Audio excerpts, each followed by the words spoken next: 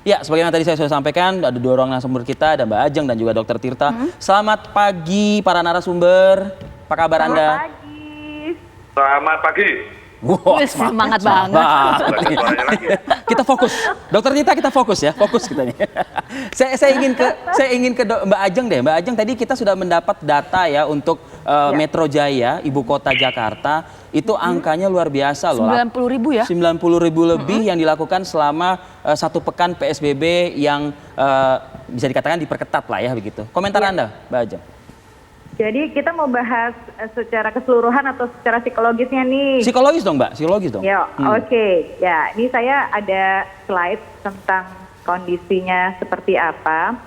Bisa Jadi, Anda insert langsung ya? Udah? Mungkin sudah bisa ditampilkan. Kenapa tuh Mbak? Jadi kita lihat bahwa saat kita mengalami masa di rumah aja, lagi PSBB mau total, kemudian ada transisi, kemudian sekarang total lagi gitu ya. Kita mengalami namanya quarantine life emotional journey. Jadi ini ada stage pertama, ada shock, denial, terus ada celebration-nya, ada juga stage ketiga yaitu panic and anxiety, lalu ada frustration-nya gitu ya, suddenly inspired, sama self-awareness, sama dan terakhir acceptance.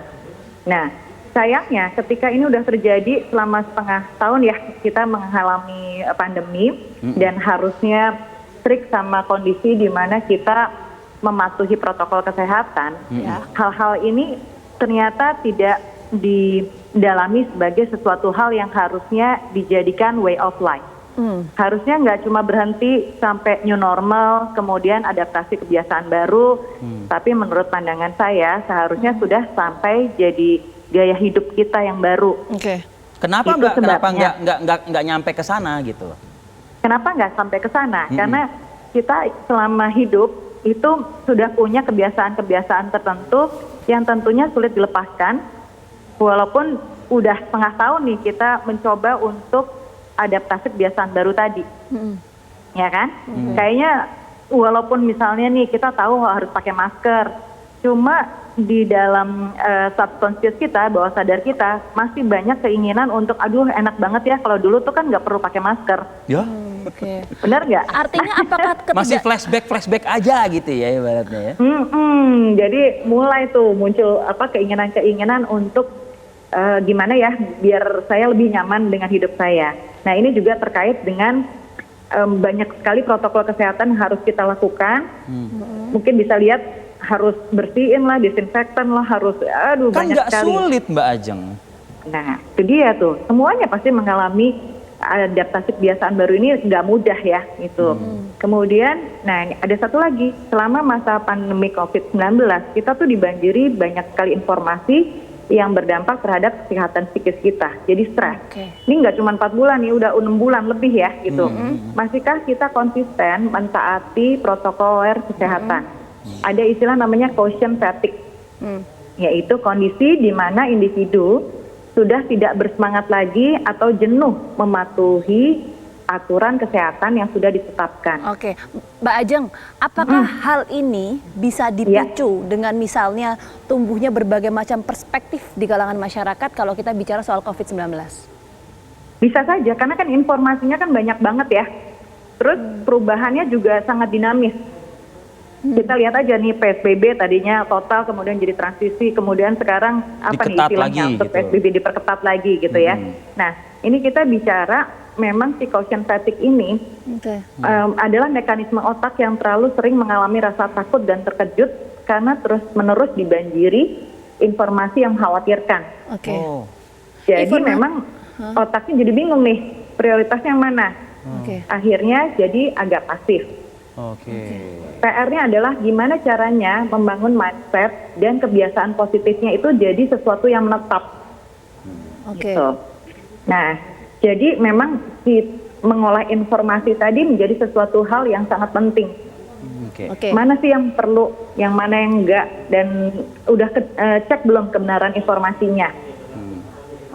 Saya mau ke Dokter Tirta deh. Dokter Tirta, ini kan salah satu pemicunya tadi disebutkan Mbak Ajeng bisa terjadi karena munculnya berbagai macam perspektif di masyarakat. Misalnya ada mengatakan bahwa corona ini membahayakan, tapi ada juga yang bilang ini merupakan konspirasi elit global kok. Nah, Dr. Tirta menanggapinya ini seperti apa?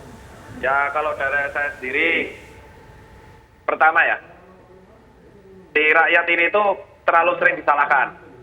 Ya kita sama-sama sadar, kita tarik mundur aja lah. Ini kan di TV, ini live ya. Jadi ada skenario apapun. Di bulan Februari sama Maret, kita tarik mundur 7 bulan saya di lapangan. Itu cek pejabat mana yang bilang kok corona nggak akan masuk Indonesia. Alih-alih kita menyiapkan fasilitas kesehatan dengan baik, menyiapkan swab test pada swab test impor, kita menganggap enteng. Sekarang di bulan September, ketika kasus ratusan ribu, yang wafat udah banyak, nakes yang meninggal banyak, wujudnya disalahkan rakyat dablek. Padahal kita tahu agendanya itu kan perubahan perilaku. Perubahan perilaku itu tidak, perubahan perilaku itu, perubahan perilaku itu tidak bisa dilakukan dalam waktu berbulan-bulan, tahunan. Itu sama aja kita merubah sanitasi. Kayak kalau BAB di WC, jangan sembarangan. Itu kan untuk mencegah kolera di tahun dulu. Sampai itu perubahannya lama loh. Nah ini kita disuruh mengubah perilaku warga se-Indonesia, terutama Jakarta. Jutaan orang dalam waktu sesingkat-singkatnya. Wah ini kayak buat candi, Pak. Terus kalau gagal yang disalahin rakyatnya nyalain nakes. Terus nakes nyalain rakyat nyalain nakes. Padahal kita tarik mundur, di sini peran negara dipertanyakan. Harusnya negara bisa memediasi, melakukan sebuah pencerahan solutif. Jangan rakyat ini disuruh cuma di rumah. Mereka ini muak karena mereka nggak dapat makan. Psikologisnya adalah logika tanpa logistik itu anarki. Karena kembali ke logika primitif, kalau orang kelaparan, mereka akan cenderung defensif dan represif. Itu kan ada psikolog, pasti mereka, beliau lebih tahu lah situasi seperti itu. Akhirnya karena mereka selama berbulan-bulan di rumah pakai masker, COVID yang nggak selesai-selesai, akhirnya mereka iseng buka. Ternyata saya nggak kenapa-kenapa nih. Ya mereka akhirnya melakukan itu. Nah itu nanti yang akan kita bahas lebih lengkap, Dr. Tirta. Seberapa efektif sih kemudian penerapan dari protokol kesehatan ini bisa menekan wabah ini? Nanti kita akan diskusi lebih lengkap mengenai hal ini. Usai jeda kami kembali hadir.